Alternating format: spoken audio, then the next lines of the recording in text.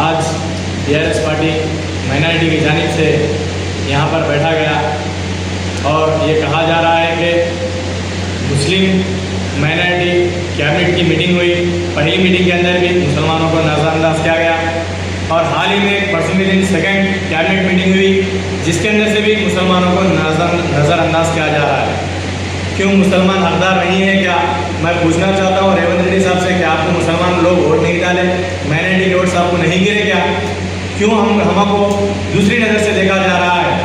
क्यों इसके अंदर बहुत सारे काबिल लोग हैं कांग्रेस पार्टी के अंदर, एक से एक काबिल लोग हैं, जैसे कि जनाब मोहम्मद अली शब्बीर साहब, फिरोज खान साहब और हमारे सियासत के आली जनाब मोहम्मद आमिर बिन अली साहब जो काबिल शख्सियत हैं, इनको भी दे सकते हैं।